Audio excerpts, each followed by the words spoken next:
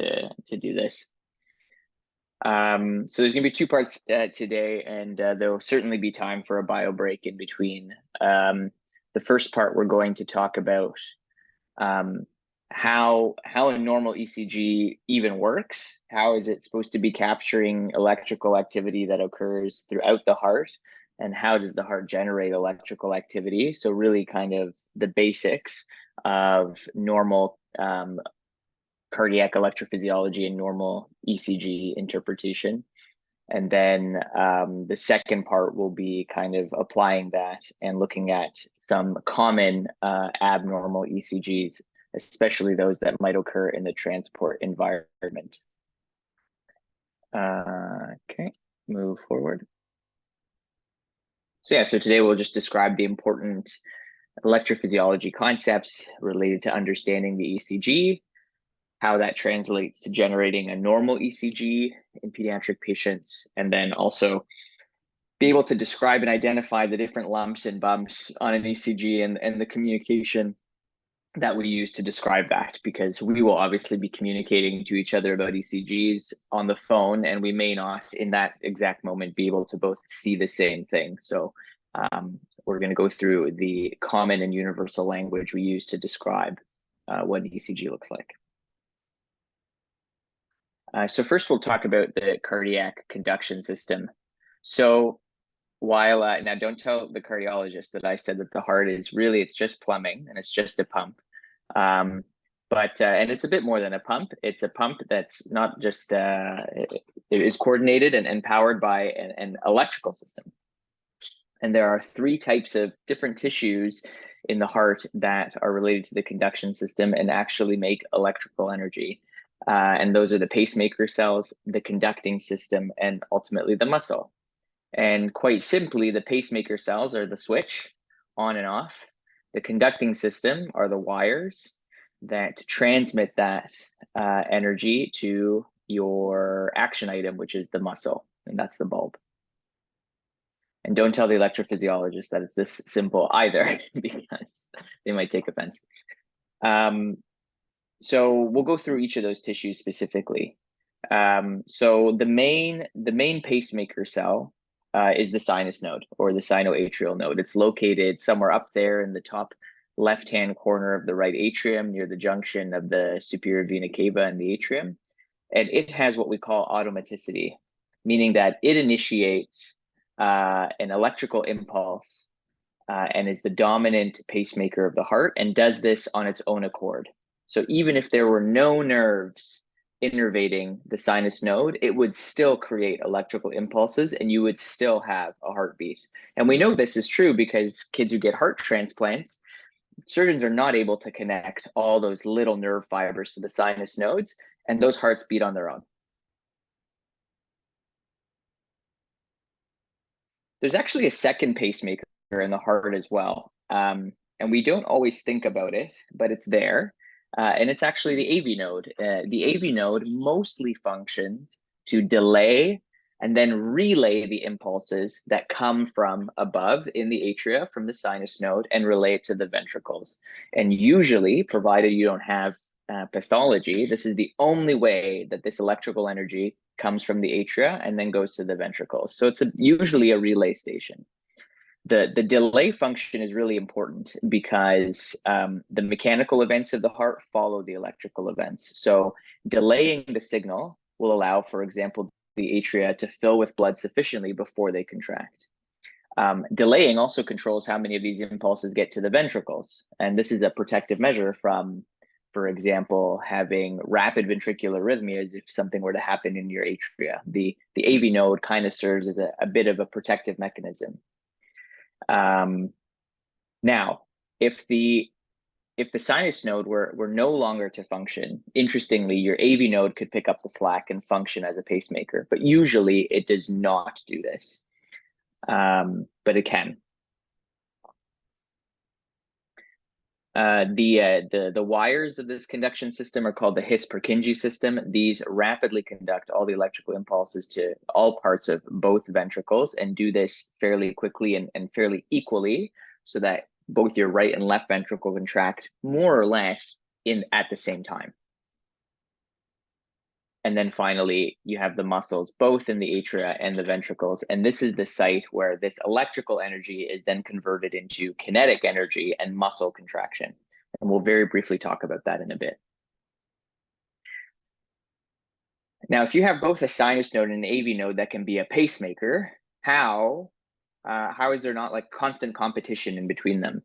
And that's because there's a bit of a hierarchy to the way electricity flows in the heart, and it's governed by this principle of overdrive suppression. And essentially, the on and off switch of the sinus node is set a bit quicker than the AV node.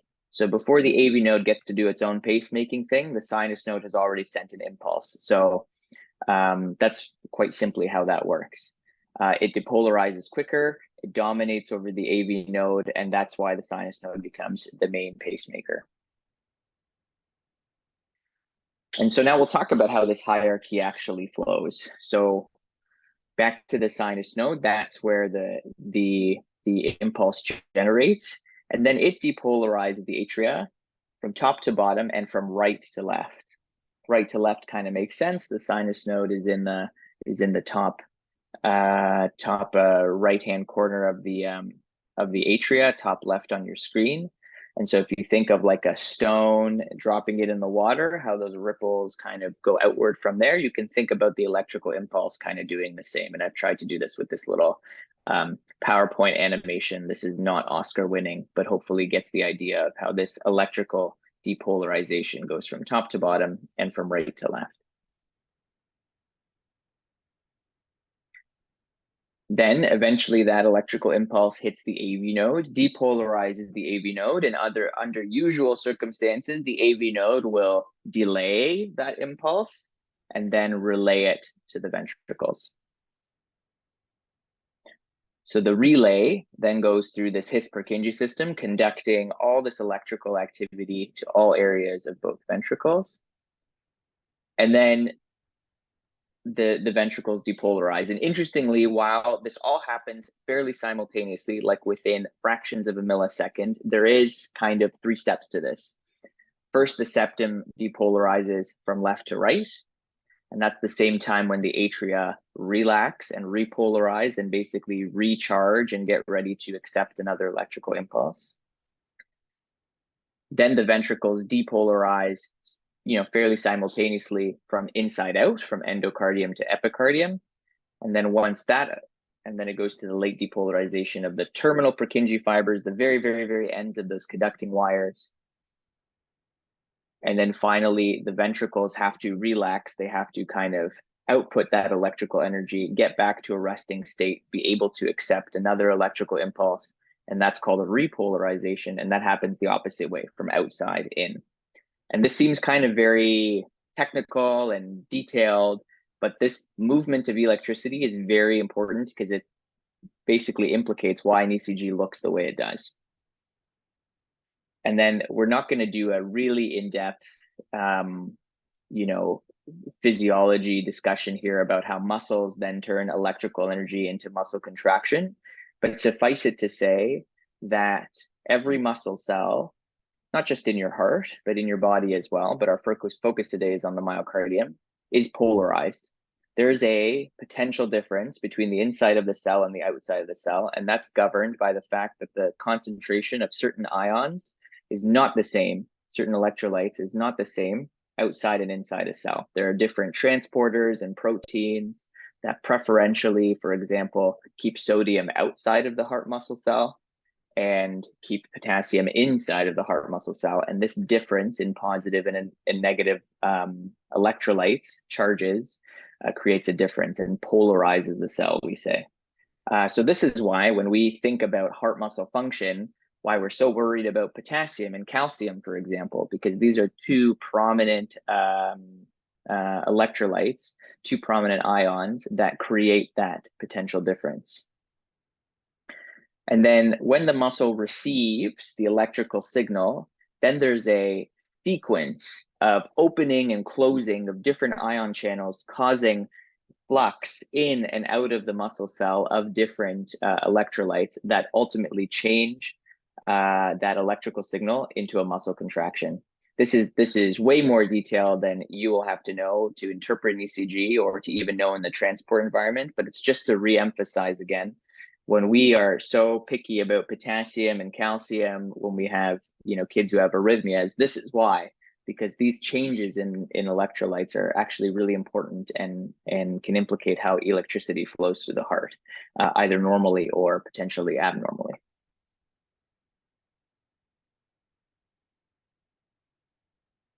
So that was the first part of that. That's kind of introduction to kind of anatomically and physiologically how things go.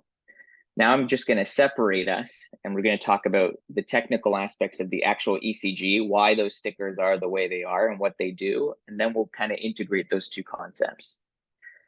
So back in the, I don't know, long time ago, there was this Eindhoven guy, and he figured out that if you put a few electrodes over different parts of the body, you can actually use that to measure the electrical activity of the heart. And so he started with just 3 leads, lead 1, 2, and 3. So something in the right arm, something in the left arm, and something in the lower limb. And as you can see in this diagram, one side of this electrode is positive and one side is negative, just like kind of like a battery. And each of these electrodes provides a plane, a vantage view, a window that they see and interpret electrical activity of the heart. What's really important about the electrodes is they only see electrical activity of the heart in their line of sight. They cannot see electrical activity of the heart that occurs in other directions outside of their line of sight. And so this is why we have so many different leads. But it really started with just these 3 leads.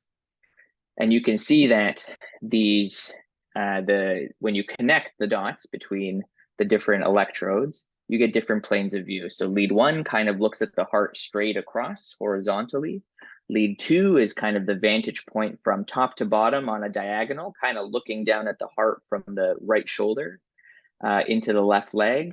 And lead 3 is kind of the opposite of that, from the left shoulder down into the right leg. Then a guy, I think his name was Goldberg, came along and said, well, that's fine and dandy, Eindhoven, but I think we can probably add a few more vantage points if we just get creative with a few different other leads. And so this is how the augmented voltage leads were derived, AVR, AVL, and AVF. And again, you can see that when you integrate them into Eindhoven's triangle, you get kind of 3 different vantage points as well. So that helped. And then to add a little more complexity or a little more information, then the precordial leads were added. And you can see that not only do they look at the ECG, these leads are not only placed kind of on the front of the chest and not really associated with the limbs, but they also look at the heart in a totally different plane. This diagram A kind of shows how this is kind of cutting the heart and looking at it kind of from front to back in terms of electrical activity versus the augmented voltage leads and Eindhoven's triangle that kind of look in an up-down fashion. So now we have not only a totally different vantage point, but in a totally different plane and kind of almost a 3-dimensional plane. So that's really interesting. So we integrate all these leads together to see the electrical activity of the heart in different vantage points. And this is why the ECG looks a little bit different in every lead, because every lead is seeing that electrical activity move in a different way from its perspective.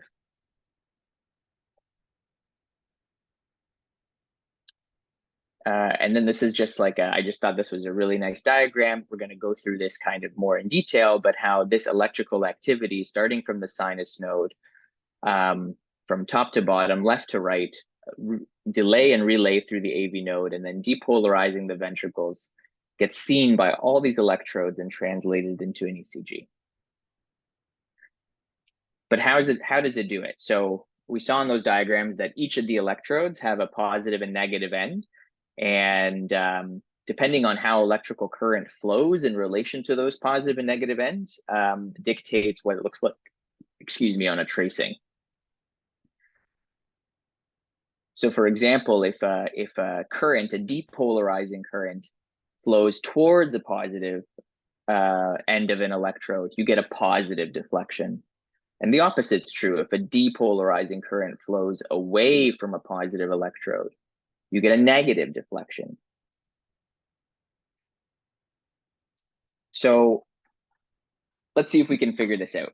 So we have we'll take lead one. And again, like I said, lead one is through the heart, kind of looking from right to left, the positive electrodes on the left side and the negative electrodes on the right side for lead one.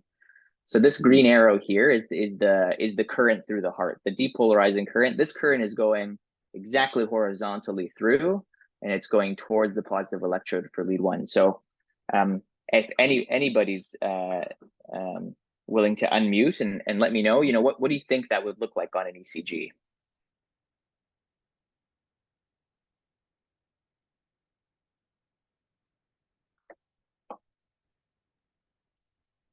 You just mean like positive deflection versus negative? Yeah, or no deflection. What do you think?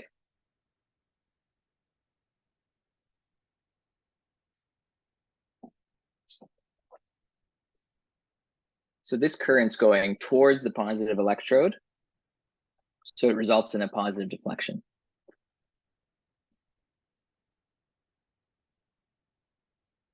Now, if I just completely flip this scenario and say, well, now the current of the heart's actually going away from the positive end of lead one. Same plane of view as the last one, but now just completely opposite. So what would the ECG in lead one interpret that electrical activity? How would it trace that? A negative deflection? Negative. Yeah, exactly. It would be negative. Very good. Okay, a little more complexity. What if the current was going up and down? So lead one's looking left to right, but this current is going from top to bottom. What do you think lead one would see? Or how would it interpret this electrical current? How would it trace it? No deflection. Yeah, it doesn't see it at all. There's no part of this electrical current that's going towards the positive or the negative end. It's going completely perpendicular. So lead one has nothing to say about that. It would actually just be a flat line on an ECG.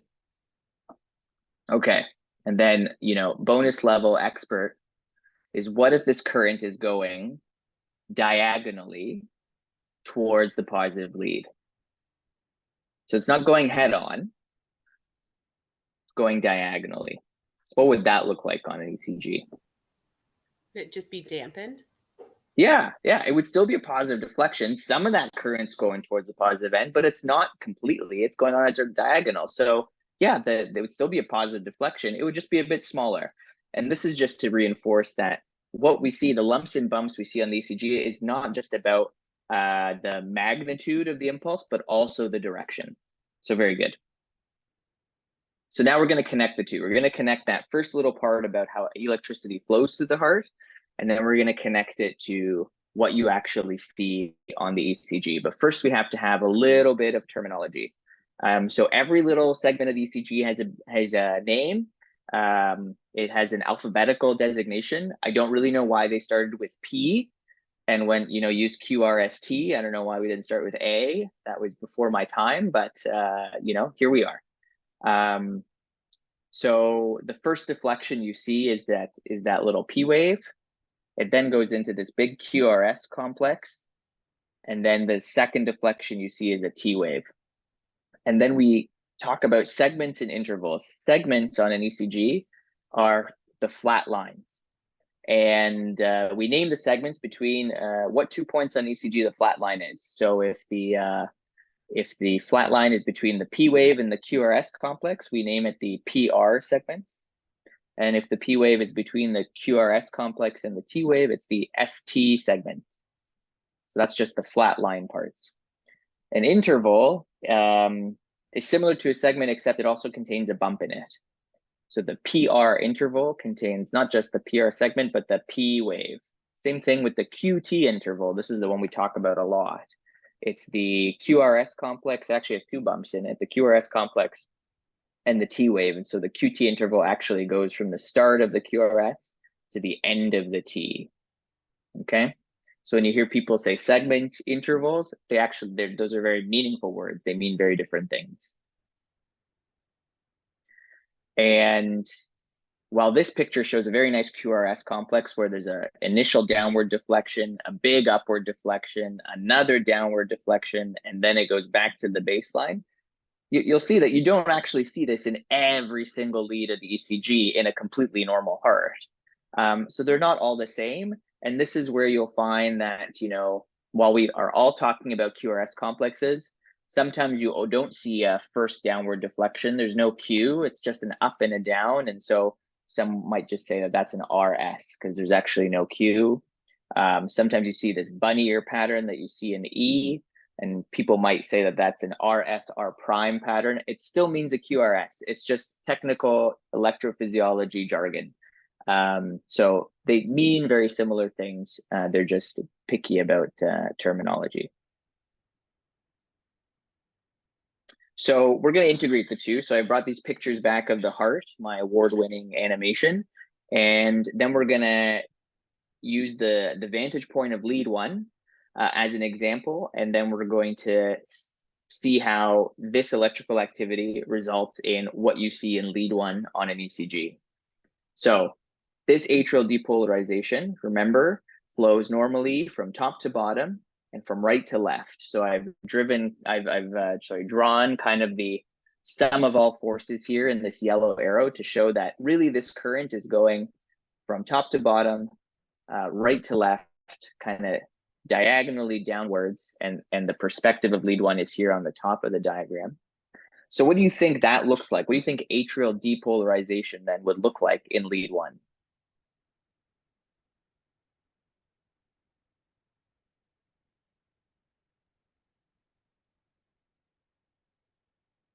A positive deflection. Yeah, there's a positive deflection there. And so that's what you see. You see that little P wave. This P wave indicates atrial depolarization. And as a surrogate of that is a window for us to understand what is the sinus node doing? How is it functioning? So this P wave is the sinus node function. And it's a positive deflection because of how the leads interpret this current that flows from top to bottom and from right to left. Very good. Then the AV node will delay the electrical activity before it relays it to the ventricles. So if there's a delay of electrical activity with no movement, what do you think lead one will see?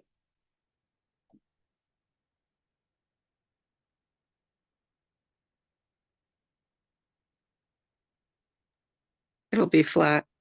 Yeah, it'll be flat. There's no motion. And actually, because there's a delay, actually all leads won't actually see anything. So you'll see a flat line everywhere, and that'll be the PR segment.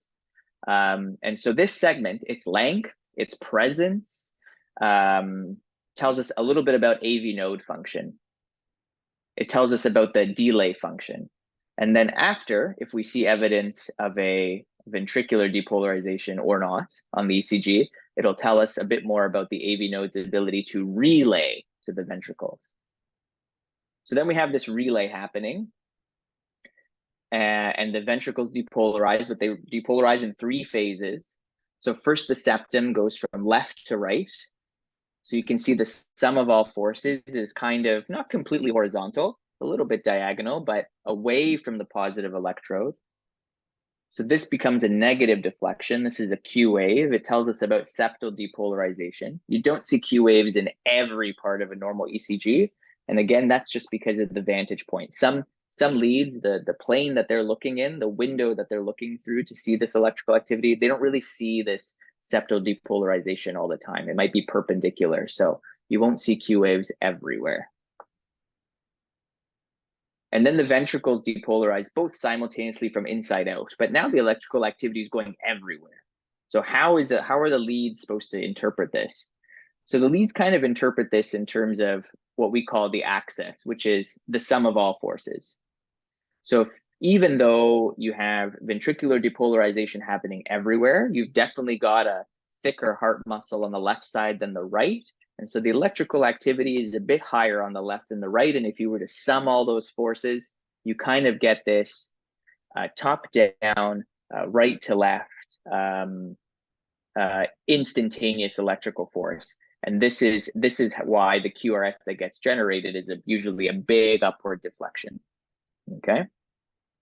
And like I said, it's not just the direction, but the magnitude. So if you have good, strong heart muscle, you see a nice deflection. If you have weak heart muscle, because you have myocarditis, or it's super thin because you have a dilated cardiomyopathy and you never made enough heart muscle, well, then your muscle can't generate a lot of electrical activity, and that QRS might be smaller. If you have super thick muscle because you're hypertrophied, then that QRS complex might be really big. So the height of the QRS complex tells us a lot about the ventricular muscle as well. And then there's this late depolarization of terminal Purkinje fibers. There isn't a lot of electrical activity that happens here. It's kind of like just the end event before we get to repolarization. So you get this FT segment. It's like a plateau. It signifies the end of the depolarization. And then this is interesting. So remember, now the ventricles have to kind of offload that electrical energy, get ready to accept a new impulse. And so all the ventricular repolarization happens from outside in. And so if you think of it as opposite of depolarization, well, then the sum of all the forces must be kind of in the opposite direction. So what would that look like on an ECG?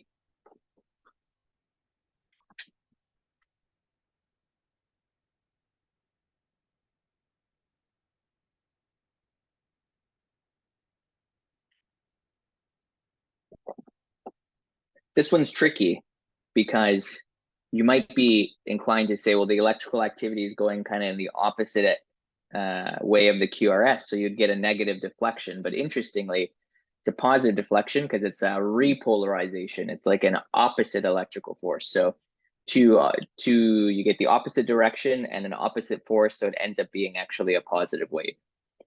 But this really, the point I want you to take is that this T wave tells us about ventricular relaxation, tells us about ventricular repolarization.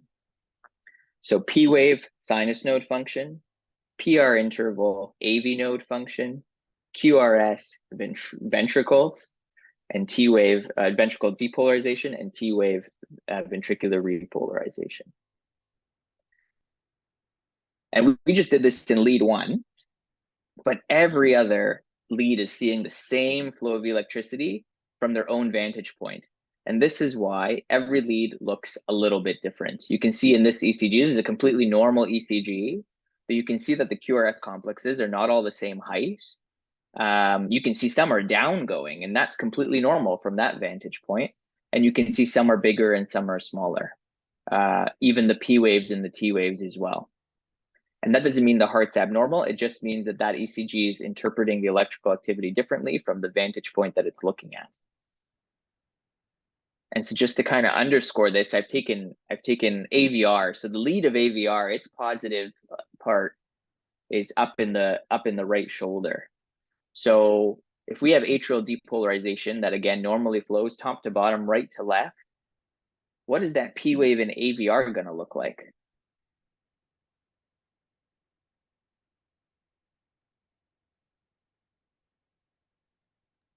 It'll be a negative deflection. Exactly. It's going to be a negative deflection. Still atrial depolarization, still normal, but it looks completely different from lead 1.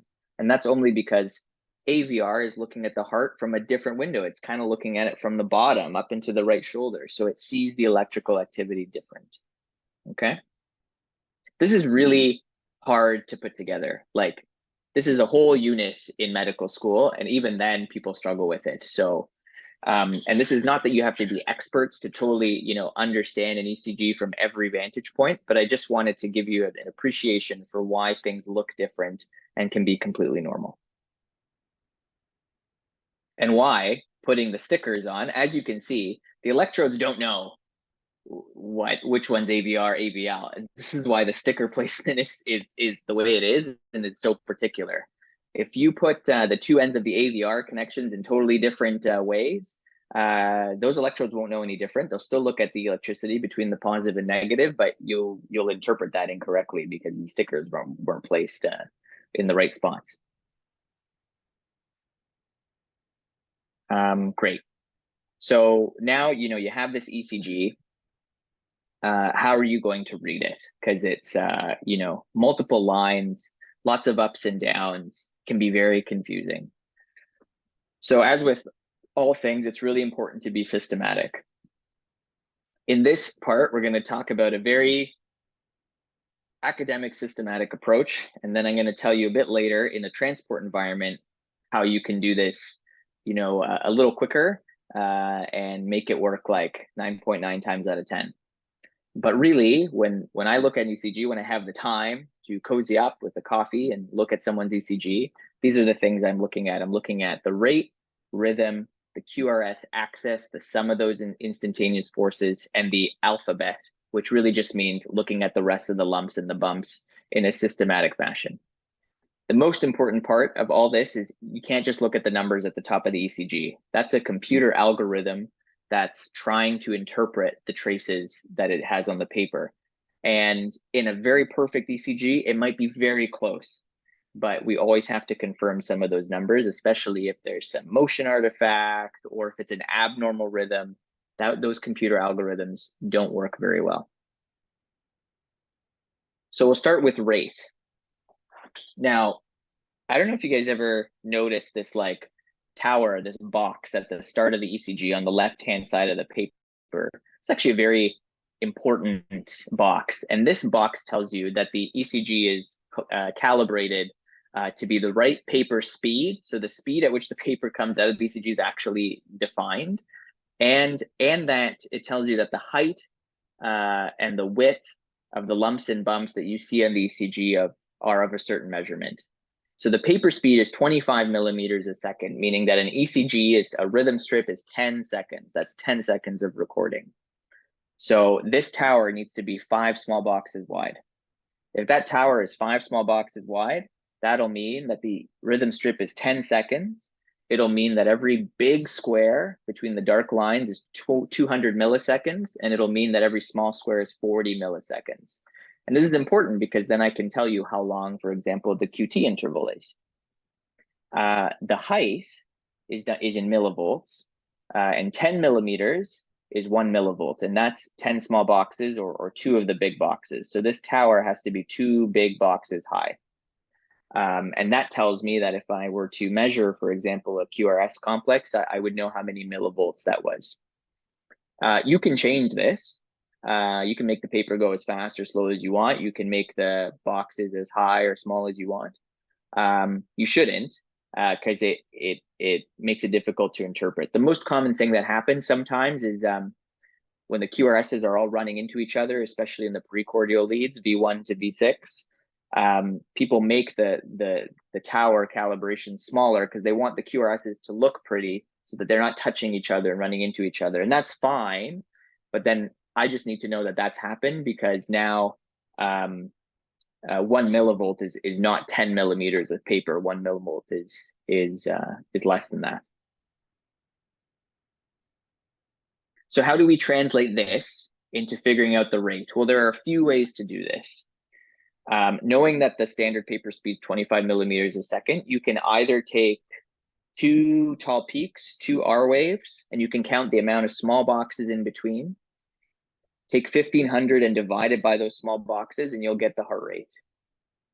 Similarly, you can count the number of big boxes in between those 2 peaks, those 2 R waves, and you can take 300 and divide it by that number, you'll get the heart rate.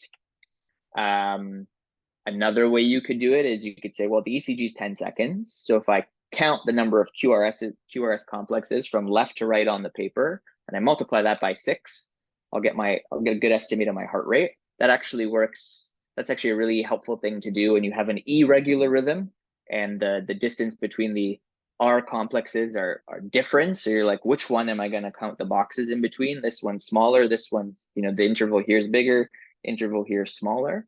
So sometimes in irregular rhythms, we can count the QRS complexes across the page and multiply that by 6. Or you can guesstimate. And this is called the count-off method. And what you basically do is you find a QRS complex that falls on a thick dark line. This one's pretty close. And then you count over each big box. So if the QRS complex was to fall on the next big box, that would be a heart rate of 300. The box over, 150, and then 100, and then 75, and then 60. This next QRS complex falls somewhere between the line that would have designated 75 beats per minute and 60. It's a little bit closer to the 60. So I would say that this heart rate probably is about 65. If you count the small boxes in between, you get 5, 10, 15, 23, 24. So if I took 1500 and divided it by 24 small boxes, I'd get 62. So if I guess 65 and it's really 62, I'm not that far off. That's pretty good. Okay. So I put an ECG here. Use whichever of those methods really resonates with you. And I want you to let me know what the heart rate here is. There's no numbers at the top of the page. Someone cut that off because they were mean. So let me know what you think.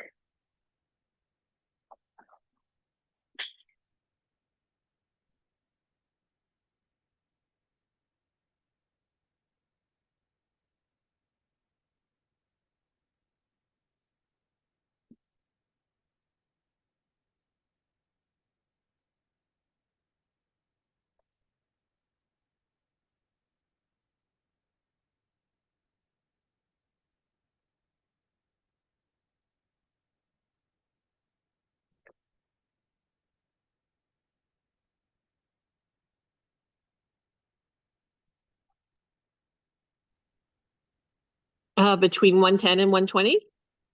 Yeah, that's pretty good. That's pretty good. So so for example, so if we do that count off method, this everybody can see my cursor, right? If I move it on the screen. Yeah, we see it. Okay, super. So this QRS falls perfectly on a dark line. So if I use the count off method, I would go 300, 150, 100. That next QRS didn't quite make it to the 100 line, but it's pretty darn close. So yeah, maybe it's like 110. Okay. There are actually 14 small boxes in between the QRS complexes. So that would be 107.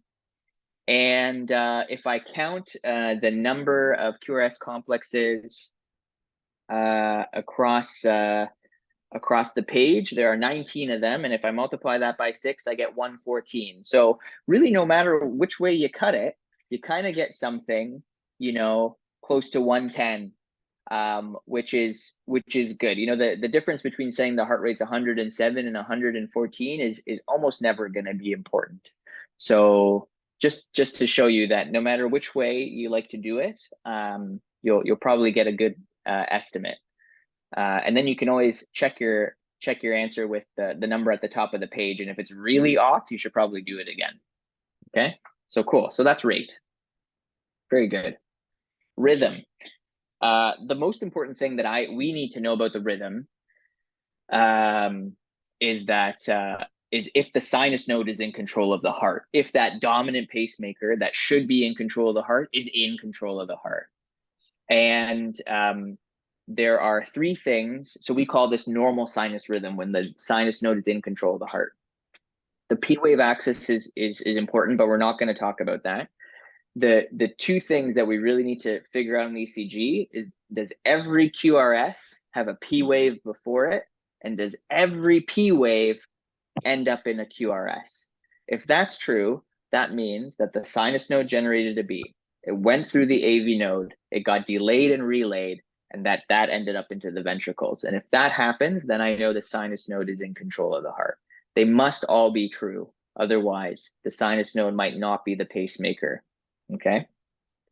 So in this example, so we'll use the rhythm strip, which is the lead 2. We'll go on the bottom. And as you can see, the sinus node doesn't always look the same in every lead, and it can be hard to see them. Like AVL, there's a very small bump there, but it's hard to see. I think in lead 2, you can see the P waves really nicely. So the first P wave's cut off by the calibration tower. But this P wave has a QRS after it. This P wave here has a QRS after it. This P wave has a QRS after it, and so on and so forth. And it seems a little silly, but sometimes you do have to do the opposite way as well. This QRS has a P wave before it. This QRS has a P wave before it. And this QRS has a P wave before it. Okay. We're going to go through an example later that that this isn't true. So you have to always do it both ways, even though it kind of seems a little silly and you're just doing the same thing you did the time before. Okay, so QRS after every P wave before every QRS. That helps us know if the sinus node is in control. And then finally, alphabet. So the width and height of all the waves mean something.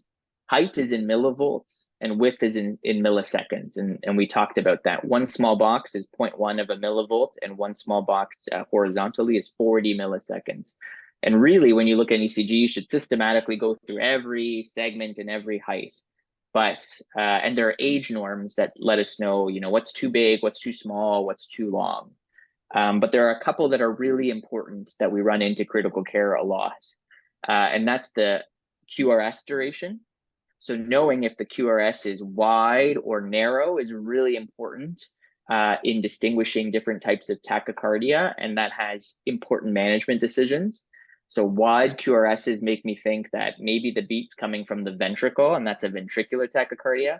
And narrow QRSs mean that that electrical impulse went through the AV node, was narrow, and then that tachycardia is coming from above.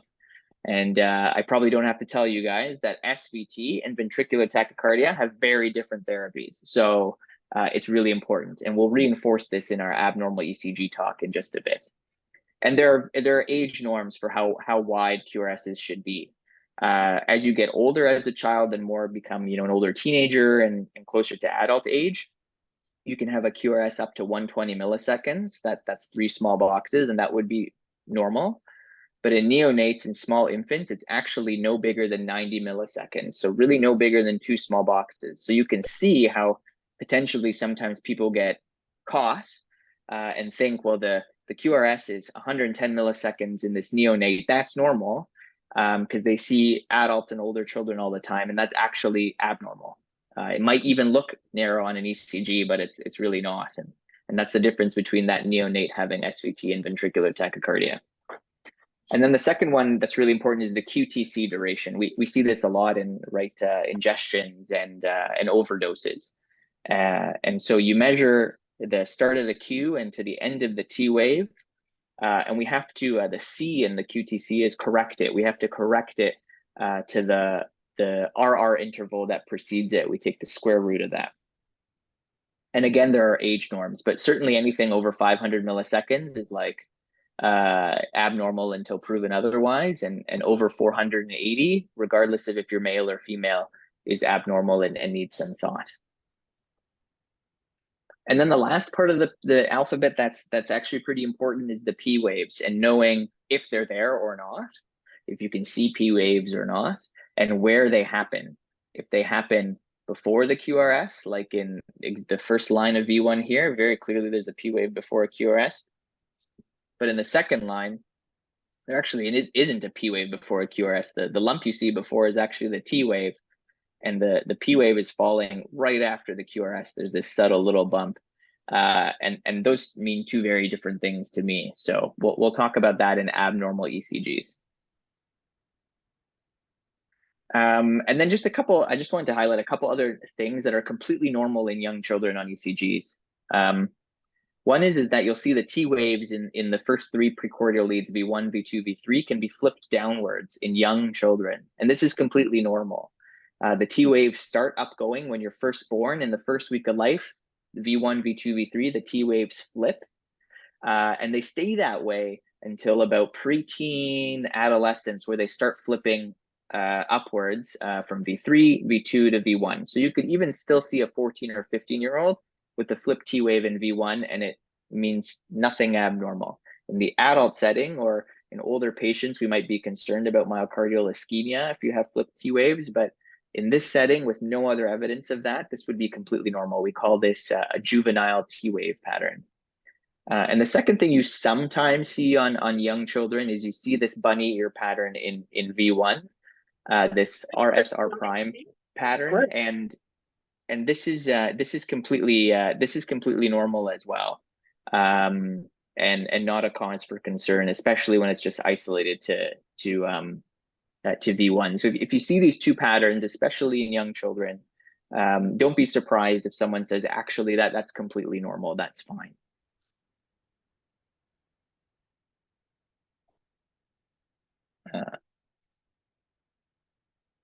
So we're just going to go through some examples at the end, but I just wanted to know if there was there were any burning questions before we kind of consolidate everything we've learned in a few examples.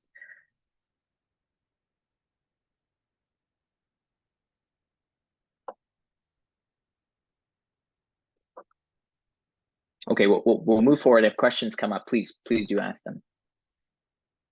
So first, we're just gonna go through the lumps and bumps of the ECG, and we're just gonna name them so that we know what the nomenclature is, and so that we know how to communicate with each other when we're on the phone. So this bump,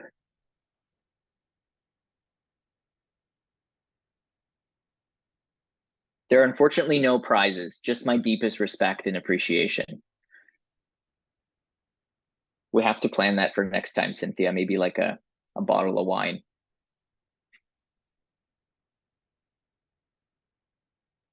T-wave.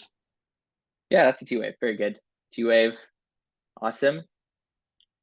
Okay, there's two parts to this. Is like there's an interval here. Oh, shouldn't have said that, gave you a little clue, but it's the red line that you're identifying. What is that part of the ECG? The ST segment. So it's a segment for sure. It's got a Oh, line no, and the it's got a PR. bump. I'm on the opposite side. Yeah, PR, very good, right? The T-wave's that big thing before it. So that's a PR interval, very good. It's got that flat part, the segment, the PR segment, but it's also got the wave. So it's got a line and a wave, it's an interval. Very good, PR interval.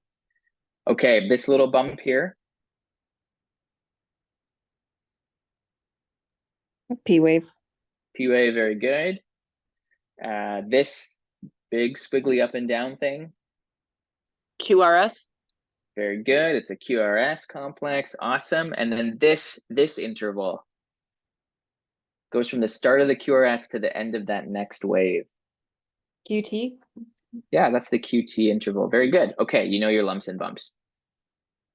Is this normal sinus rhythm? So remember, normal sinus rhythm, there's a QRS after every P wave, and every P wave, and every QRS has a P wave before it. I think I said that weirdly. There's a QRS after every P wave, and every QRS has a P wave before it. No. No, why not? In the bottom, like in V6, you can see that there's not always a QRS following the Ps. Very good, Kathy. So there's a QRS and there's a P wave before it. There's a QRS and there's a P wave before it. There's a QRS and there's a P wave before it. And if you go, you'll notice that, well, every QRS does have a P wave before it. But when you do the opposite way, well, there's a P wave and it's got a QRS, and this one does too, and this one does too. But then there's a P wave. And what comes after that? Another P wave. And then the QRS, and then a P wave and a QRS and a P wave and a QRS. And you see this pattern happens over again. So what's happening here is something happens with the AV node and that fourth beat. It delays the signal, but then it does not relay the signal. And then the sinus node kicks in again. So this tells me that there's something going on with the AV node. This is actually an AV block. So what happens is it's called a 3-to-1 block. So the AV node relayed 3 impulses and then blocked 1, and tells me that there's something dysfunctional about the AV node there. And so it's a type of heart block. So very good. So this is why you got to do the exercise in both ways, counting the P waves and seeing that there's a QRS after, and then counting the Q waves and seeing that there's a P wave before. Very good. Okay, how wide? Hopefully, I've tried to maximize the size of this without making it too blurry. But how wide is that QRS in milliseconds? I'll give you some time to take a look.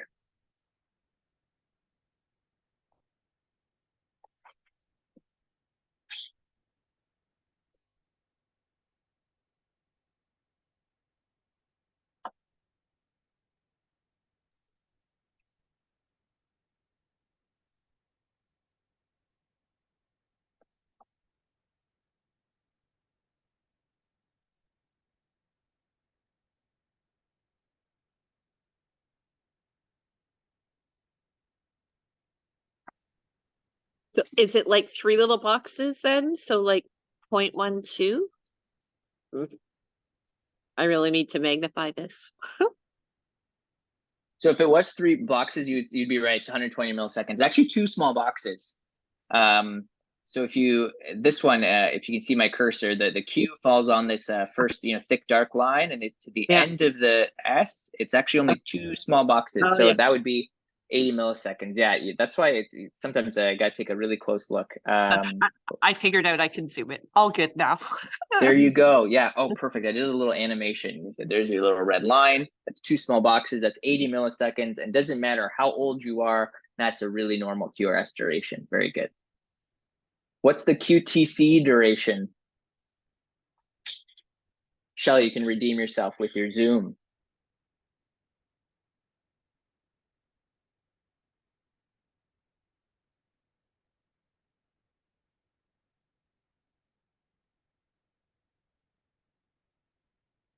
And remember, this has a couple parts. You have to figure out the QTC, but you also have to figure out what the preceding RR is as well.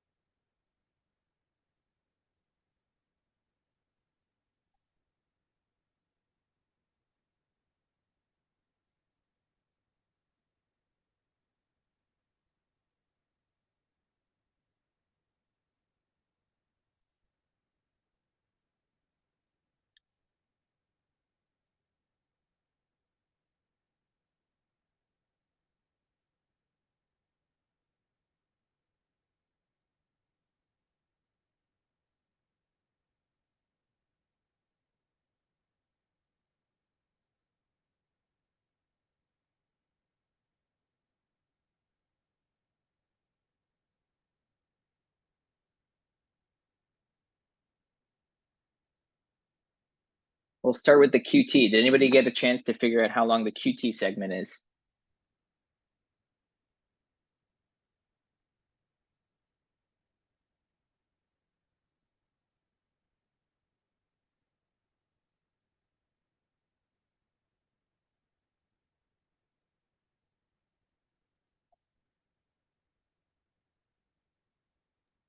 It's to the beginning of the T. So is that like 5 boxes? The end of the T. The end of the T. 6. 6. 7.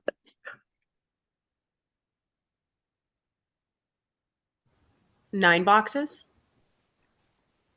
It's about 8, right? If you look at this, oops, I'll take that second animation. Oh no, I did it in the wrong order. Okay. So if you start here at the start of the Q and go to when the T ends up going to the baseline, that kind of junctional point, it's actually just about 8 small boxes. So that's 320 milliseconds. Then if you look at the RR before, this example is actually really nice because this R follows on this line as well. And if you count to the next, it's just shy, but let's make it 14 small boxes. Perfect. And so then there's that equation. This is why people just look at the numbers on the paper, but you can't do that with the QTC sometimes.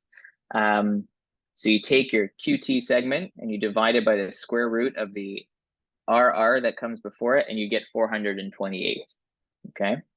So this one, this is actually probably the most important number that you always have to verify, unfortunately, especially when the QT is long. The computer doesn't always anticipate that, or finds it a little weird and tries to make a fix thinking it's a technical error, but it's not. So always in these talks, the fellows and we're always measuring the QTC and doing this equation. So it's 428, which again, it doesn't matter if you're a man or a woman. 428 is actually a very, very normal QTC duration. So this is normal. Very good. Now we're going to have a bio break and we're going to talk about abnormal ECGs. This is a good time to answer any questions related to this. A lot of the stuff we're going to talk about, we're just going to reinforce with abnormal ECGs, but happy to take questions now. And then Cynthia, I don't know if your intention was to have an evaluation for each. If so, people can just confirm that you see that. Yep, Yep. I can see it. Oh, that's excellent. Okay, and let me just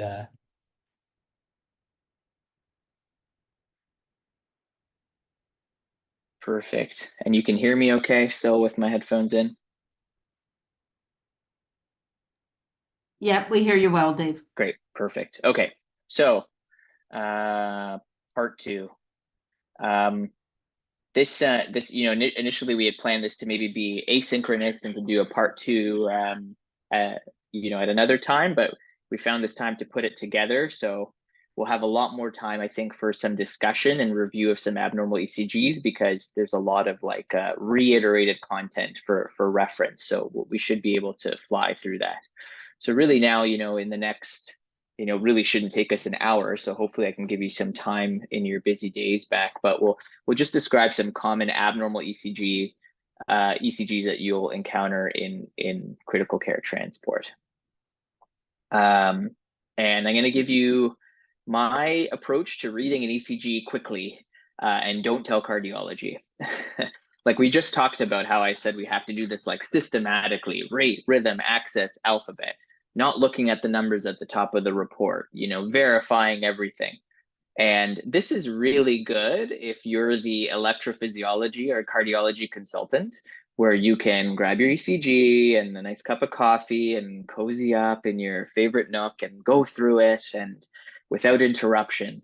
But maybe when you heard me say that, you were thinking, Dave's off his chair, how am I going to do this in the transport environment? I have all this other stuff to do, and it's noisy and it's chaotic, and there's blood spatter on the ECG, and how am I going to do rate, rhythm, axis, alphabet? Well, you're not. And so I'm going to give you still a very systematic way to read an ECG in a transport environment and get bang for your buck, so that when you call me or Cynthia or anybody, you're able to communicate these really, really important parts, and it'll give us and cardiology a very good idea of what that ECG looks like before we're able to see it.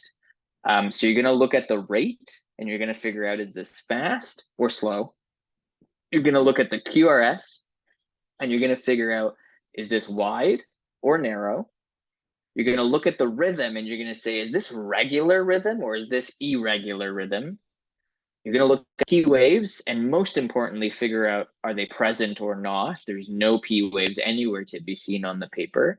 And bonus, as you get better and better at looking, you'll be able to start to see the relationship of the P wave to the QRS. You've already done that with the normal sinus rhythm, figuring out if every P wave and QRS are connected to each other. But eventually you might find some rhythms where you find more P waves than QRSs or less P waves than QRSs, and that's important information. And then in specific circumstances, the QTC interval, knowing if it's long or if it's normal. And really important, I present dichotomies here, but these dichotomies don't necessarily mean that an ECG is normal or abnormal. You can have sinus tachycardia because you just ran a marathon and someone did your ECG. And while sinus tachycardia, yes, is not a normal heart rhythm, in that case, I'm not very worried about you.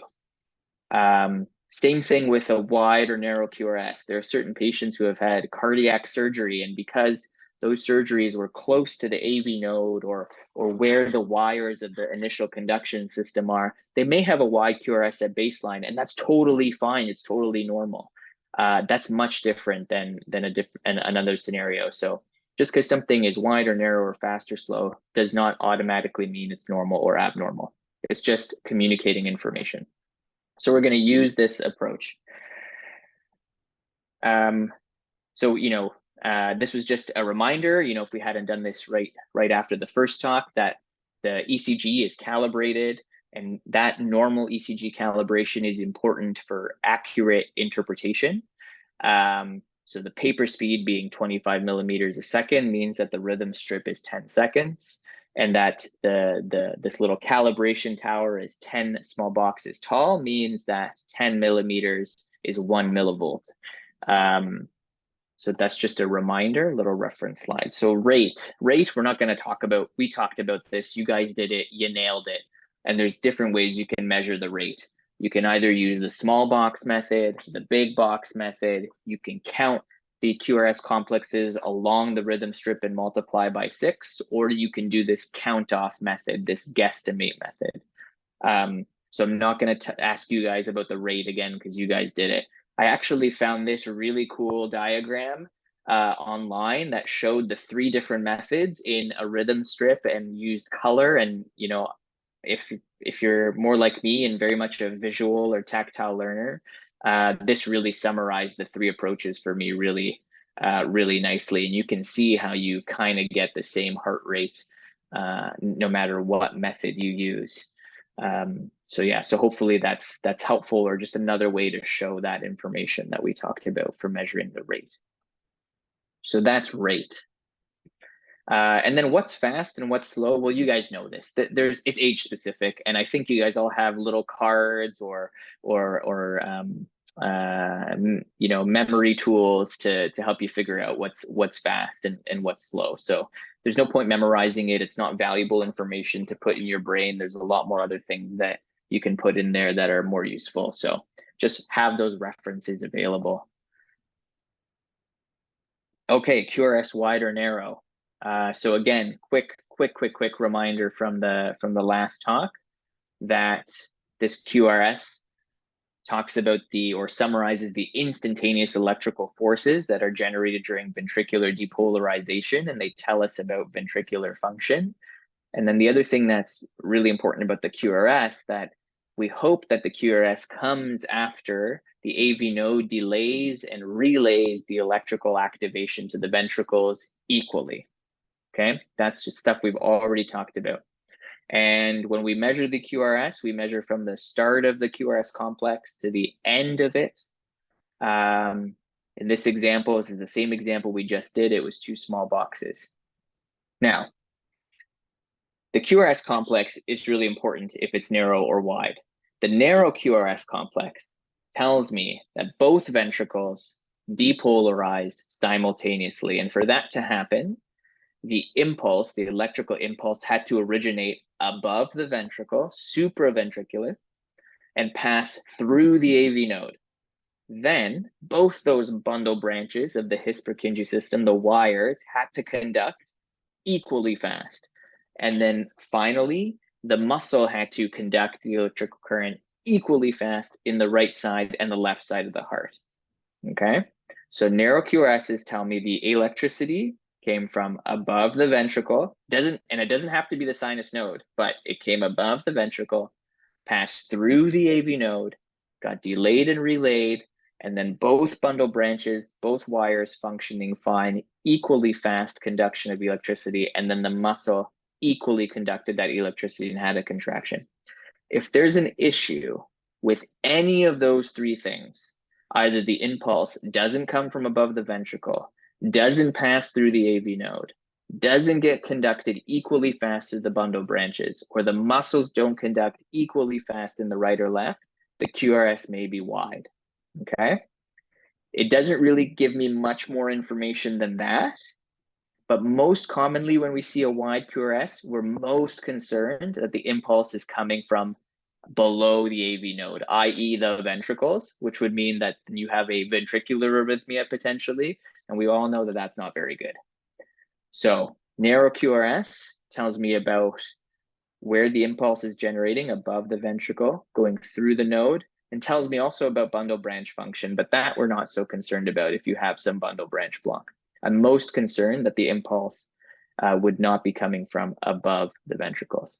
So that's why I need to know if the QRS is wide or narrow. And if you have a tachycardia with a narrow or wide QRS, that to me and really all of the intensivists will mean very different things.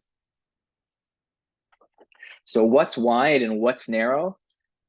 This will be a broken record today. It's all age specific. We hinted at this when we talked about our kind of electrophysiology principles. So in adults, a QRS duration up to 120 milliseconds or 3 small boxes can be normal, but that is not true for all our pediatric patients. I kind of divided into these in my mind. This is not, completely perfect, but it just kind of gives me a starting point in a hurry or in a crisis to understand the QRS duration. But I kind of think neonates and, kids before daycare age or up to 1 year of life, 80 milliseconds, 2 small boxes is really what's the upper limit of normal. Sometimes 90 is okay, but I have that in my mind as 80. If you go to elementary school, up to 100 is normal. If you're in high school, I'll allow you up to 110. And once you get a bit older and are certainly more adult age, then I'll allow you up to 120. These are just starting points in my mind of what might be a normal QRS duration. But for every specific age, there is a norm. And this is, this not uncommonly happens where small children show up to adult healthcare facilities where they see a lot more adult ECGs and operate under the principle that a QRS up to 120 milliseconds is normal. And they'll see a neonatal ECG that might have a QRS duration of, let's say 2.5 small boxes and go, yeah, well, that's normal. So this is either sinus tachycardia or SVT because it's a narrow QRS. And it's a trap because that would really be ventricular tachycardia.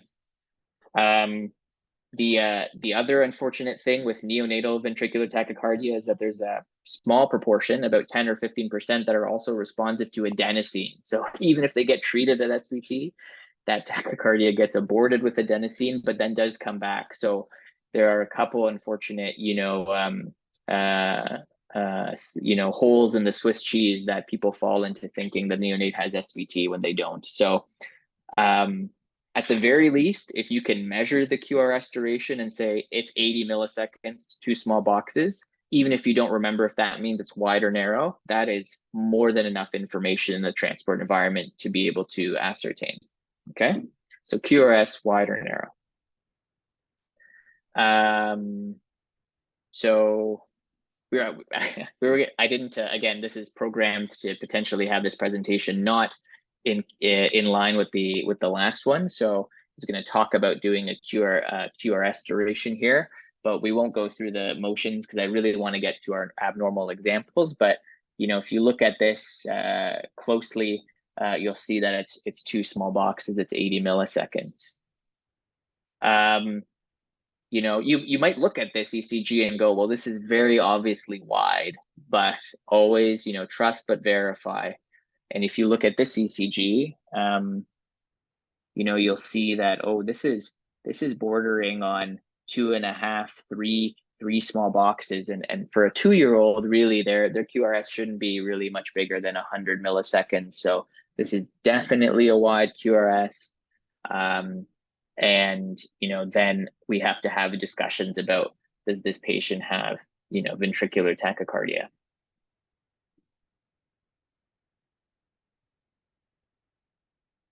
Okay, rhythm. So the next part, so we've done rate, fast, slow, we've done QRS, wide, narrow. Now we're going to do rhythm, regular or irregular. And when we talk about rhythm, we're talking about ventricular rhythm. So we're talking about QRS complexes, and it's not rocket science. It's what it sounds like. Is the QRS complex occurring with any regularity? Can you predict, if you had the rest of the ECG blanked out, could you in sequence predict when the next QRS would fall on the paper? And you can have a variety of rhythms. You can have fast regular rhythms, slow regular rhythms. You can have fast irregular rhythms. You can have slow irregular rhythms. They can be wide or narrow, and they can be fast or slow, or they can be regular or irregular. And then I'll show you some examples where we get a little bit funny in our language, where we say it's regularly irregular. It's irregular, but in a very regular and predictable pattern, versus it being irregular and totally chaotic, non-predictable. We'd say that was irregularly irregular. Don't blame me for that language, blame cardiology. So this, again, this is the same ECG that I'm showing multiple times. This is a normal ECG. You can see those QRS complexes. So after you did the rate, you'd figure out it's a normal rate. But you can see this is regular. This QRS complex falls here at about the same distance at this one, to this one, to this one. And if I blanked out the QRS complexes and had you guess after showing you 2 or 3, you'd be able to, probably guess where all the subsequent ones would fall on the paper, and you'd probably be right. So this is a regular rhythm. Okay. This rhythm is wide. this rhythm is fast. But in terms of it being regular or irregular, what would, if someone wants to either in the chat or unmute themselves, what would you say? It looks pretty regular. Yeah, it's regular. It doesn't mean it's normal, right? But it's wide, it's fast, but it's regular. Because you could predict where each of those QRS complexes fall. Perfect. So it's a fast, wide, but regular rhythm. Okay.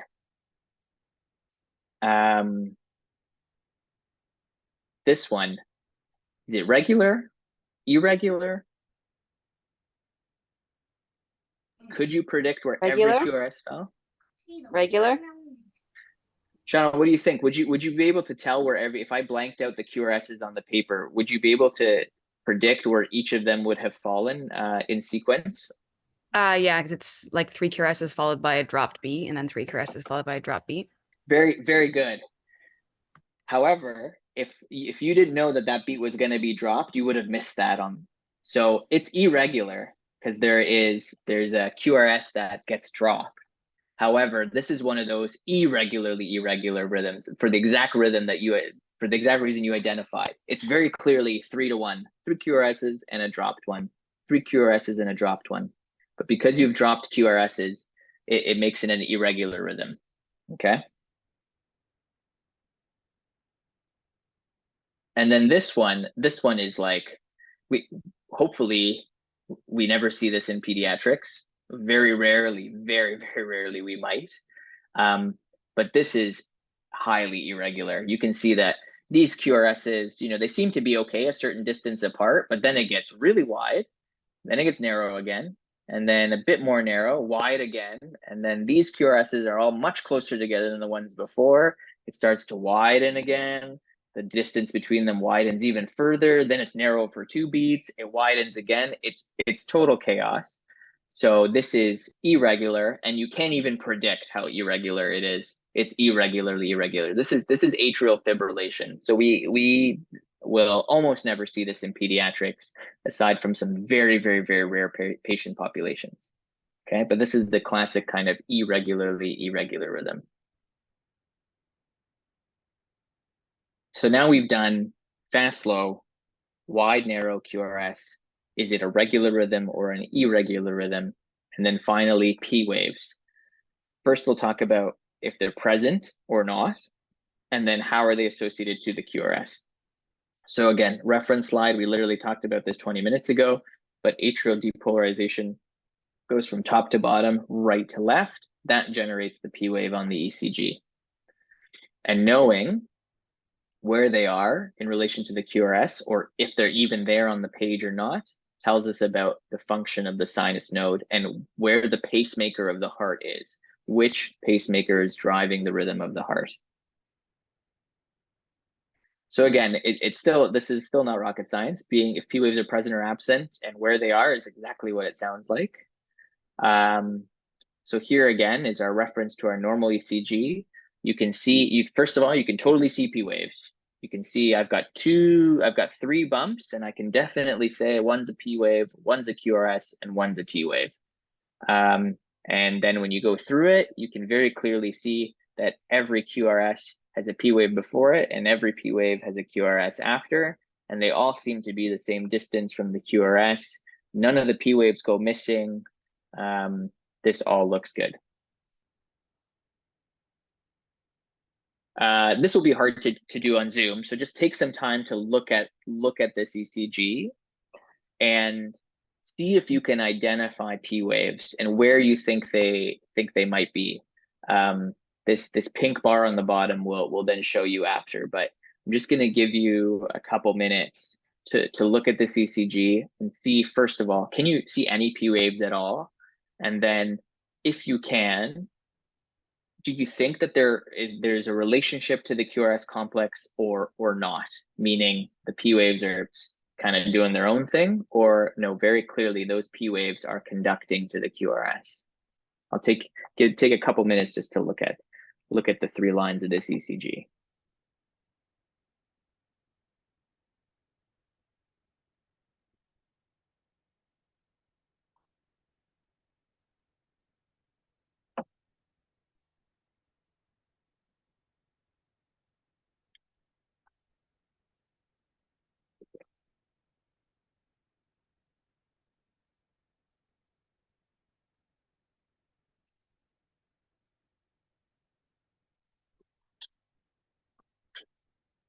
All right, let's start with like an open-ended question. Do people think they can see a P wave at all? It looks like an AVL, you can see some preceding the QRS. Yeah, there's this, it's this section here, maybe you can see, oh yeah, I see a couple P waves here, great. Do people see potentially something that's a P wave anywhere else or just in that area? Can you see any in lead 2? Yeah, so you see a couple bumps in lead 2, maybe here there's one, there's some random small bump here. Yeah. So this strip on the bottom, these black arrows are going to show you where the P waves really are. Okay. What do people think? Do you think these P waves have anything to do with the QRS, or do you think there's a regular relationship you're seeing there, or no? So P waves are present. We can see them, but how would you say? Well, what would you describe in terms of their relationship to the QRS? Married, divorced? Definitely separated. Yeah, or it's complicated. You could even say that. Yes, it kind of looks like, okay, I see P waves, but they don't really seem to be in line or have any relationship to the QRS. And you'd be totally right. So this P wave, okay, maybe that one conducts, but then there's no P wave after that. Where is it? It actually is there. It's buried in the QRS. You just can't see it. The one after is also buried. Then this bump happens, but that seems to be a longer PR interval, so that's weird. And then I think what Shauna was getting to is then you see the QRS change. These two P waves here most definitely have gone through the AV node and conducted because the QRS changed. It became from wide to narrow, and that happened for a couple beats, but then we had this wide QRS come in with seemingly no P wave. That's a T wave. And then again, these P waves, they just seem to be marching in the background. This is really important to identify that you see P waves, but they seem divorced from the QRS. This is actually called AV dissociation. The atria and the ventricles are dissociated. They are not talking to each other. The P wave is doing its thing in the background, and the ventricles are doing its own thing. And this is a very important feature. If you can identify it, we can't always identify it. That will tell me this is VTAC and this patient needs some very specific therapy. Okay, this is just a very pointed example of identifying P waves and then figuring out, are they married or dissociated with the QRS complex. And then finally, QTC interval. Again, we literally just did this, but just to re-emphasize this like little bit small complex math that you have to do. You can't just read the number off the paper, especially if you think it's abnormal. We did the same example. We won't do it again.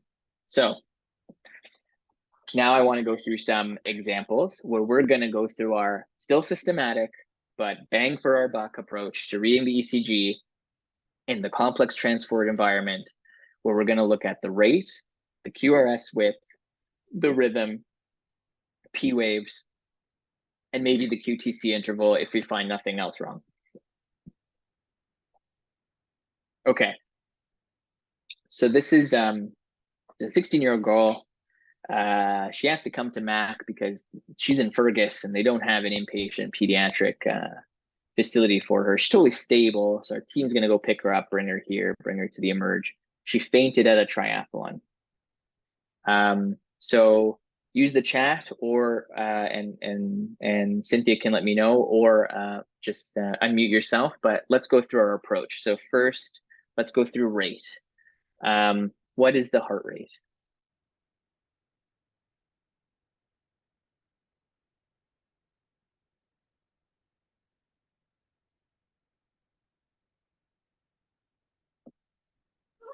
$54, $55.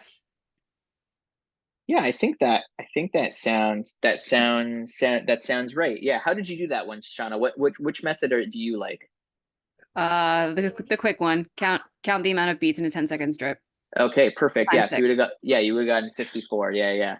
If you did the count off method, you'd see that this QRS falls on this dark line. So you could go 300, 150, 100, 75, 60, and it's just under 60. Actually, the next one is 50. I didn't tell you that, but you know, so you're somewhere between 50, 60, kind of in the middle. Split the difference. We'll call it 55. Yeah. You could count the big boxes, and you would say, okay, there's 1, 2, 3, 4, 5.5 big boxes. So if you did 300 divided by 5.5, you would have gotten 54.5. So just to show, no matter how you did it, rate's about 55. Very good. Okay, so we got rate.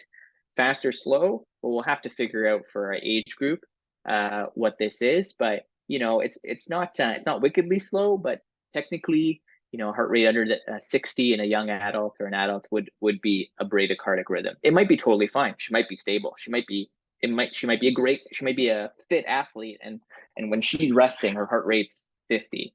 But strictly speaking, okay, so you've got a bradycardic rhythm. Okay. QRS, wide or narrow. So we've done rate. Now we're going to do QRS, wide or narrow.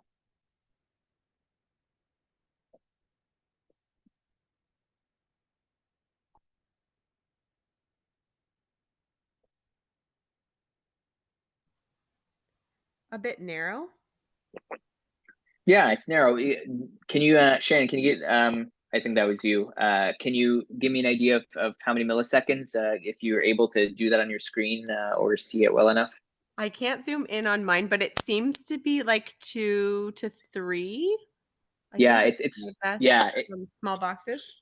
yeah, it's no more than 2 if when you take a closer look. So yeah, so that would be 80 milliseconds, and for a 16-year-old, really for any age, that's narrow. So great, we got a narrow QRS. We got slow, narrow QRS. Okay.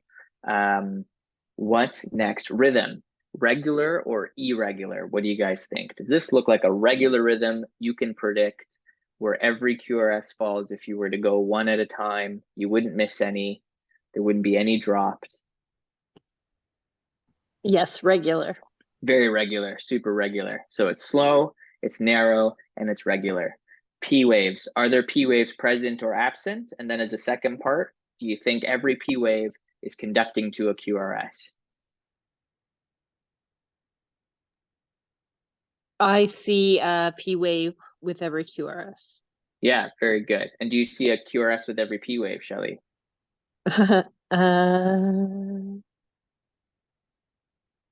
And don't count the last one on the page because the page cuts off. Then yes. Yeah. I'm just pointing out this to Shelley. This there's a P wave here, and then there's no QRS, but that's because the page is over. So that's fine. But for every other one you see on the page, there's definitely, yeah, you can definitely see P waves, and every P wave seems to be directly conducting to a QRS. That tells me, okay, the atria and the ventricles are married and talking to each other. It's not complicated. And then, okay, so we've done that. Everything seems pretty good so far. So why don't we just look at our QTC?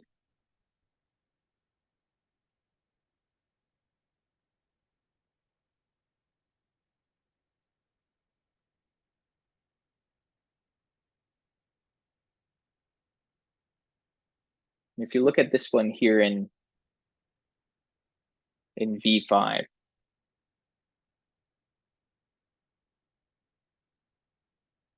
I'll give you a couple of moments if you're able to measure it and do the math. But I understand that some people, this is not always the perfect forum to do this, but.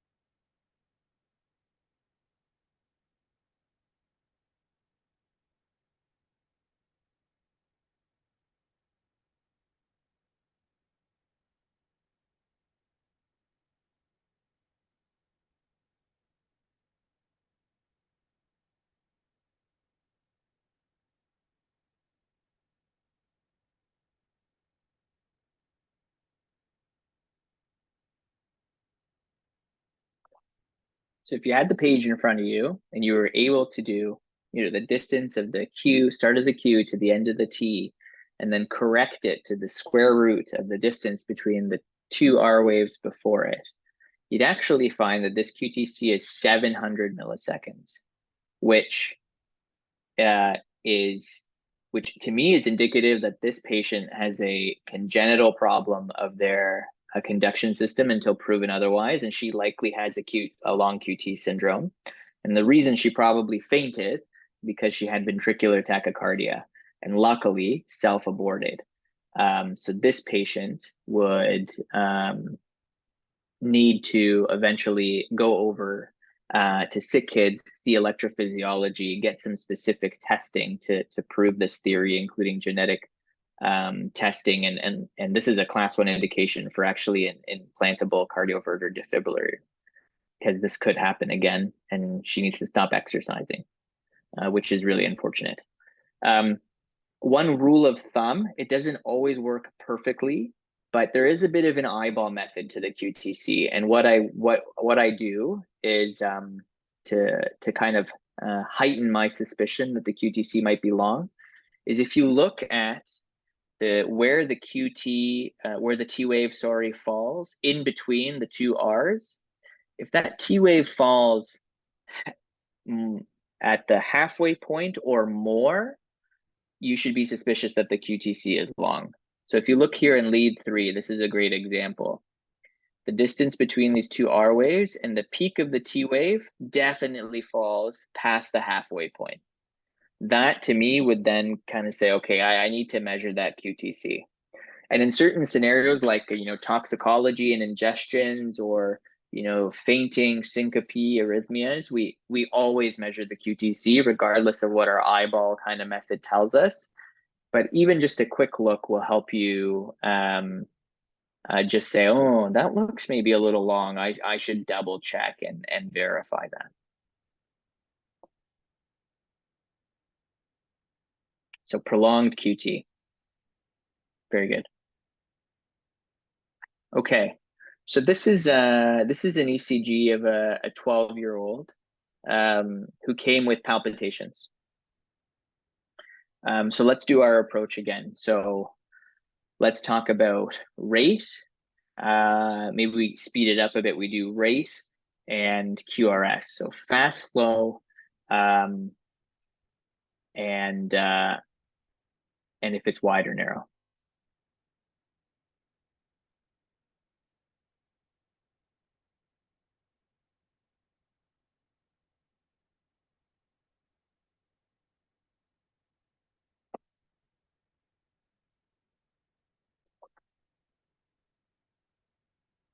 I see some stuff in the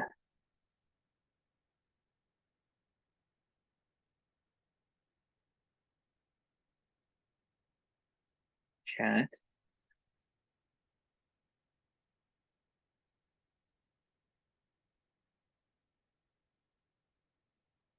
So what do you guys think? Fast or slow rhythm? Wide or narrow?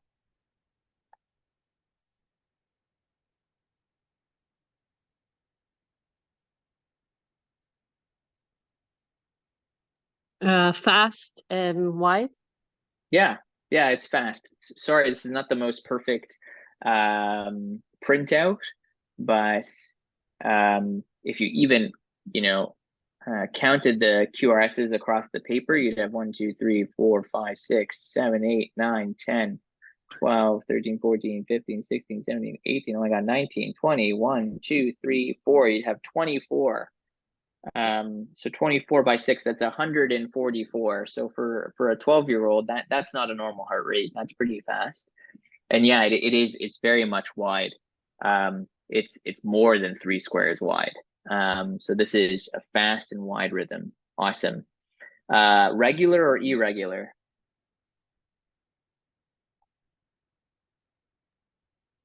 Looks regular. Yeah, so it's fast, wide, regular rhythm. And then Shelly, you're on a roll. Do you see any P waves? No. Yeah, it really hard. There may be some like little bumps here that come after the QRS, and I'm not sure if those are P waves, but even if they were, the P waves, I just told you shouldn't be coming after the QRS. They should be coming before the QRS. So In even the if that's VF mode, can you see maybe? Yeah, there's another little bump there for sure, and that lines up with these bumps that are falling you know, right right here at the start. So it's not convincing. It's definitely not, you know, something that I would dedicate and say I definitely see P waves. So if you would say I don't see P waves at all, that would be fine as well. So you've got a fast rhythm that's wide, it's regular, and you don't see P waves, so you don't know if the atria are talking to the ventricles. So does anybody want to take a stab at what this rhythm actually might be? Or at the very least, would you be worried or not worried about seeing this ECG? Worried. Super worried. This is VTach. This is ventricular tachycardia. Fast. The beats are coming from the ventricle, so they're not coming from above. They're not coming through the AV node. That's why they're wide. It's still regular.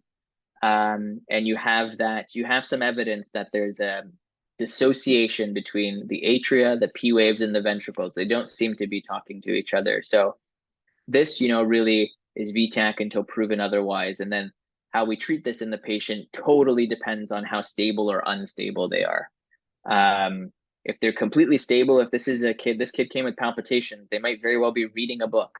And if they have good perfusion, we might start some, you know, specific medication to abort the VTach. Oops, sorry, that was an inadvertent tap of my keypad. And if they're very unstable, then they're going to need to be cardioverted. But very good. VTach is a fast rhythm, it's wide, and it's regular. And you may or may not see P waves.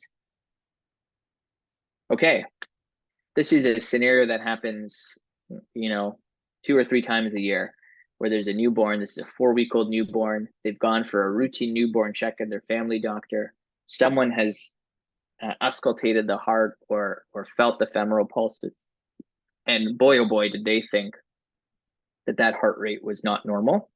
So they sent the kid to the emerge, and then the kid had an ECG. And sorry, the picture that I have here has like not very good background in terms of the small boxes. So I've kind of just taken V1 to blow it up for you, so you can just focus on that when you're thinking about, you know, the heart rate and the QRS. So let's do our, you know, quick approach again. Fast or slow, narrow or wide, regular or irregular. Fast, regular,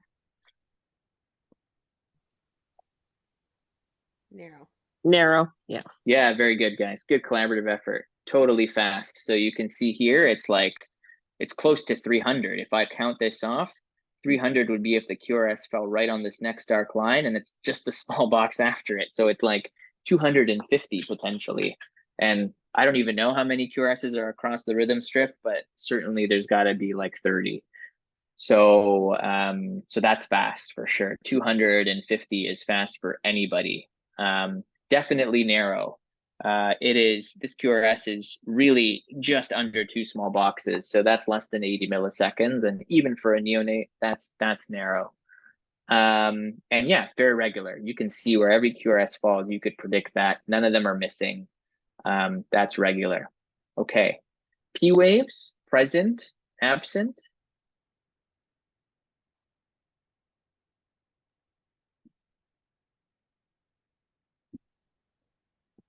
Yes.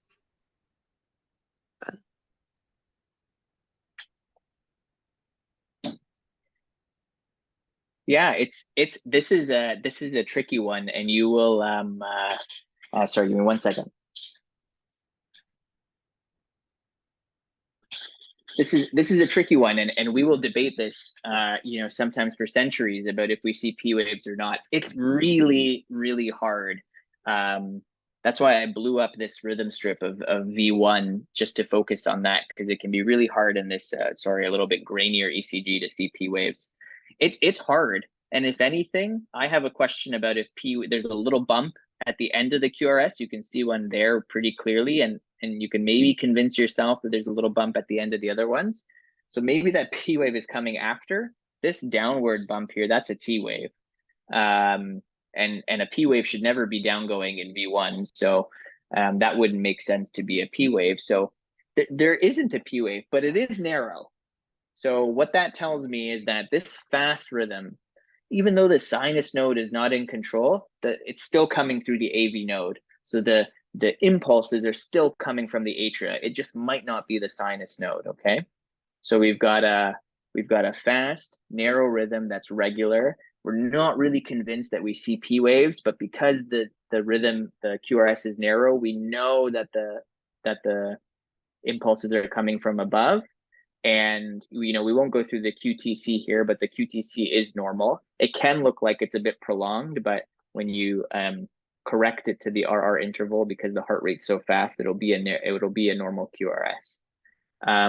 So what do you think this would be? It's a tachycardia that is narrow, so that means the impulses are coming above the ventricles. So This is- SVT?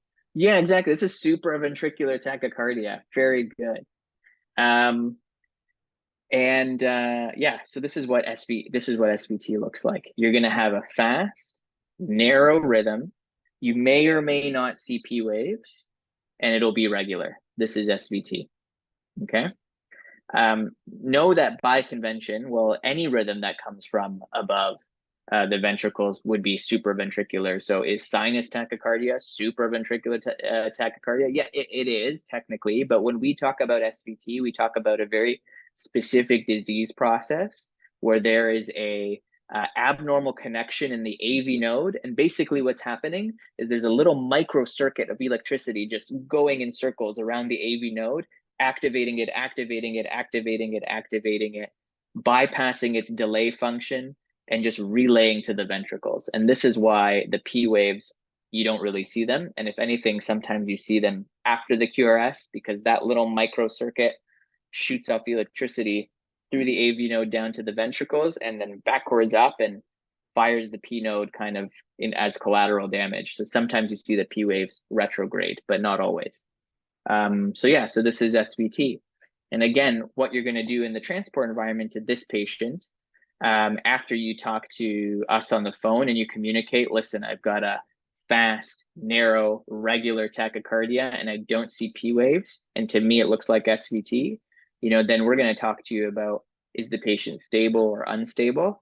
And then that has implications on if we, pursue pharmacologic therapy first or electrical therapy. Very good. Okay. Probably not a transport anybody, ultimately wants to be on, because it's going to be pretty hectic potentially, but you've come now to this hospital. They have an 8-year-old young man. There's an active resuscitation ongoing, and they were able to get a quick rhythm strip during their last, CPR pause and rhythm check. And, they hand this to you and they say, this is what we're dealing with. So even though it looks like a bit of chaos, just go back to your standard approach. Fast or slow, wide or narrow, regular or irregular, do I see P waves? So fast, irregular, wide, no P waves. Yeah, very good. Yeah. And it looks like something was happening before, like what you see on the left side of the screen is not what you see on the right side of the screen. This actually looks a little more, kind of not completely normal, but I feel like I can see like a baseline and a QRS, and then it becomes this kind of tombstone-y type rhythm. And then it becomes this more still wide, and fast, but, shorter impulse. And then it just kind of devolves to a child scribbling on the page. So it's clearly there's an evolution here as well. So this is definitely a fast, irregular, and Shelley, I'm going to push you a bit. Do you think that could you predict the irregularity? Does it happen in a pattern, or is it just total, like, unpredictable irregularity, total chaos? Total chaos. Yeah, it's total chaos. So when you see an ECG that's total chaos like this, does anybody want to hazard a guess as to what you're dealing with? VFib? Yeah, this is ventricular fibrillation, right? It didn't start out as ventricular fibrillation. It started out as some wide complex rhythm looks like it went into ventricular tachycardia for a few beats. And then what often happens, especially in a prolonged resuscitation for VTAC, is as more heart muscle dies, it devolves into VFib. And here you can see, you know, especially in the last quarter of the page, and if you look at the rhythm strip on the bottom, I can't really tell what's a QRS. It literally looks like, you know, a physician's bad handwriting. So this is ventricular fibrillation. And really for this, you know, after you talk to us, we're probably going to be on with constant communication with the doc there, and with you guys helping with the resuscitation about doing ongoing good CPR and electrical therapy, and sometimes some drugs in between. Great, and this is not a transport one, but this is an important ECG to think about. Here we have a 16-year-old. She's admitted to the PICU for something, DKA, let's say, and she's sleeping now. It's 3 a.m, and someone saw something what they thought was abnormal on telemetry. So we did an ECG. So fast. Rate, QRS, rhythm, regular, irregular, and P waves. And feel free to put it in the chat too, or unmute yourself. It's all good. So the rate's about 54. It's Yeah, okay. It's regular, but I do not see any P waves. Yeah. Oh, is it regular? Yeah, it looks pretty regular. Narrow or wide?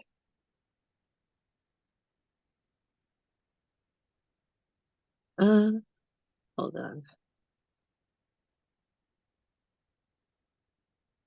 The QRS looks a little wide, but yeah, I'll tell you, with the limitations of, you know, zooming on the screen, it's narrow. It's 2 small squares. okay. So you're very right. It's maybe a slow rhythm, but again, you know, 16-year-old, she's in a deep sleep. Okay, but let's say it's slow, it's narrow, it's regular. There's no P waves, but because it's narrow, that means that, you know, the impulse is still coming from above the ventricle. So this is actually a junctional rhythm.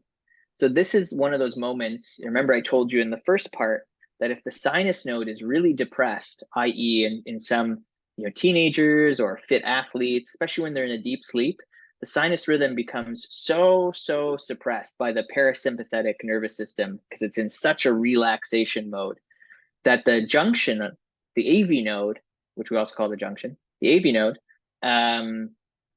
as the other pacemaker, the heart goes, whoa, I didn't get a message from the sinus node. And, you know, I don't want to die, so I'm going to be the pacemaker. And it pipes up. And usually when it pipes up sometimes in a rhythm between 40 to 60 beats per minute. So it's not uncommon that when, especially young and very healthy people go to sleep, and they have really an excessive parasympathetic nervous system, that they have a junctional rhythm.